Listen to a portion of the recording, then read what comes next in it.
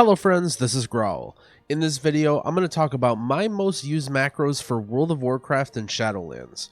Honestly, I don't use a whole lot of technical, fancy macros, just the basics, so you might even say these are the only macros I ever use. I main healer, so it will be sort of focused around that, although I think these macros should be useful for a variety of players in different scenarios. Real quick, to set up a macro in game, you simply open the macro menu or type /m in chat. Press new, and I usually just press spacebar to leave my macro unnamed, but you can name it in here as well. If you are using this as a primary way of using an ability, you can leave the icon and name blank, but if it is a different way to use an ability, you may want to use a special icon or name it something to differentiate it. Each macro starts with the #show tooltip. This will automatically fill the icon if you have none selected and show the proper cooldown of the ability as well as the tooltip if you're simply using a modifier on it.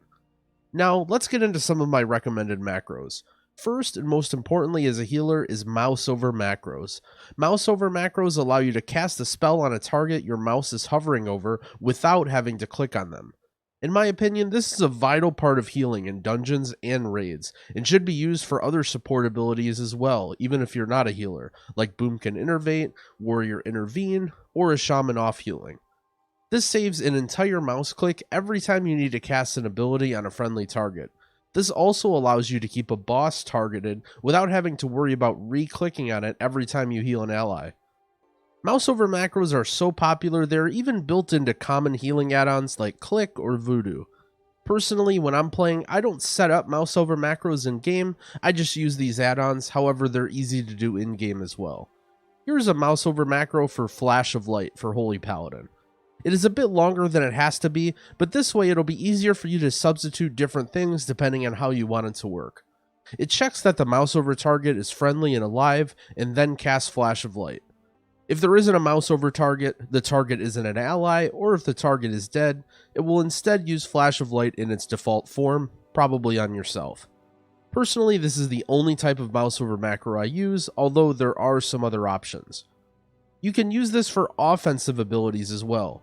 For example, let's say I wanted to make a Judgment Mouseover macro that just throws a Judgment at whatever I have my mouse over, in case I wanted to target something far away like an explosive orb real quick. You can replace Help with the word Harm and then use Judgment instead. You can also combine a Help and Harm ability on the same button. In my original Flash of Light macro, I could replace the default action to Judgment. If I'm mousing over an ally, it uses Flash of Light on them, but if I'm not, then it'll just use Judgment on whatever enemy I have targeted. Personally, I don't like to use these types of macros, as they come with the bigger risk of misclick and can have some weird interactions.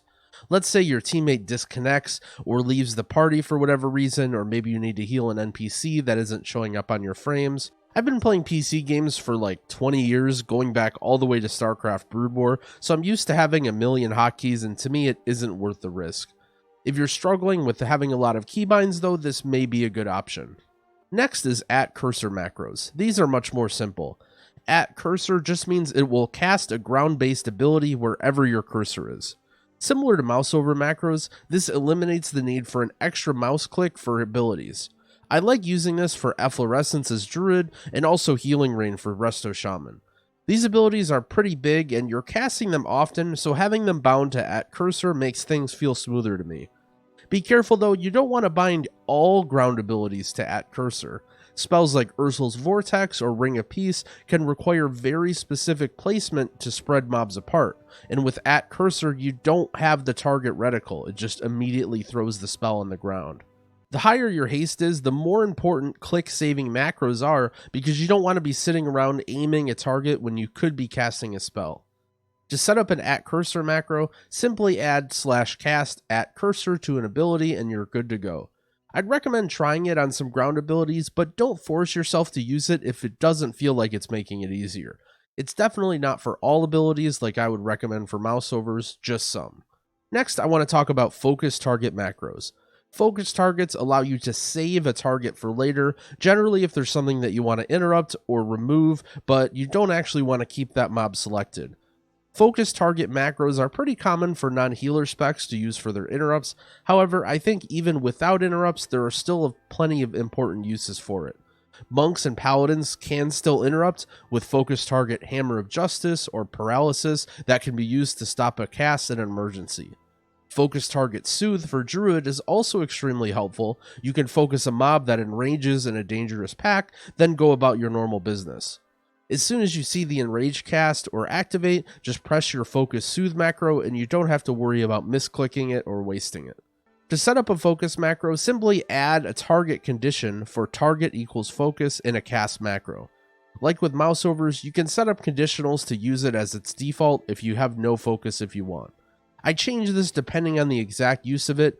Usually if I'm using a focus macro, it's because I want to do something important, so I don't necessarily want it to go off if I didn't focus my correct target.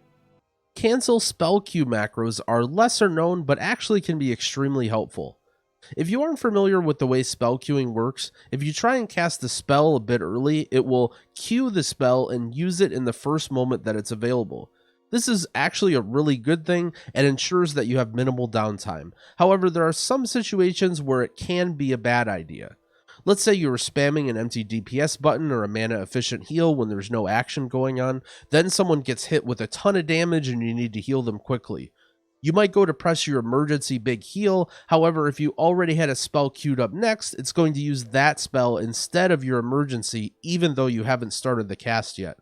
To get around this, you can actually add a short command to your emergency or quick reaction spells. /CQS cancels queued spells so it ensures your cast gets off even if you had previously queued a different spell. You don't need or want to bake this into every spell you cast, however for emergency spells or important procs, it's a good idea to add it to ensure you aren't losing efficiency. It can be used for things like Holy Shock or maybe a Lava Burst proc from Shaman. Another lesser known macro is Assist Mouseover. Although this is technically just a Mouseover, I haven't heard many people talking about the Assist command. Assist allows you to immediately select the target of your target. This one is kinda healer specific since most DPS and tank players are always going to be targeting priority mobs anyway. Let's say you're doing some healing, but you have a spare second to try and weave in an offensive ability or two, but don't have the right target selected. You can have /assist Mouseover bound to a key, then when you press it on an ally's frame, it selects their target. Maybe I'm just a lazy healer that wants the DPS to do the work for me, but especially in bigger packs or in areas with lots of mobs nearby that aren't in combat, using an assist Mouseover feels safer and faster than manually selecting the target. Eventually you'll start to learn who the good boys are in your group that always have the high health or important mobs selected, and you'll start to assist Mouseover off of them. I also want to talk about multiple talent buttons on the same bind, or different actions with different talents. Often you have a talent row that you may decide to use different talents depending on the situation, but the button doesn't switch automatically for you even if you want all of them on the same keybind. If you use the talent condition, you can have one macro do different things depending on which talent you have selected. The most common use is exactly what I mentioned, just having the same button for different talent active abilities. You can be more creative, however, if you want to use other modifiers or abilities. Before I go, I also want to mention some other common macros that people use, even if I don't use them myself. First is say chats. You can simply add /say to a macro if you want a speech bubble to appear over your head when you press something. Personally, I think it kind of makes you look like a noob if you use these, but a lot of people do like them. You can also macro raid markers or target markers into abilities or on their own as well. You can use the form condition to use different abilities depending on what form you're in, especially useful for druids, but you can use them for warrior stances or rogue stealths as well. I'll be sure to leave some links to some other conditionals or modifiers if you want to explore what you can do with macros on your own. I'll also leave a paste bin with examples of all the macros I mentioned in this video in the description. Thanks for watching. If you thought this video was helpful, I'd appreciate it if you gave it a like and subscribe to my channel if you haven't already. I'll be coming out with tons more informational Shadowlands WoW videos in the future. I also stream on Twitch, so don't forget to stop in and say hi. Happy keying!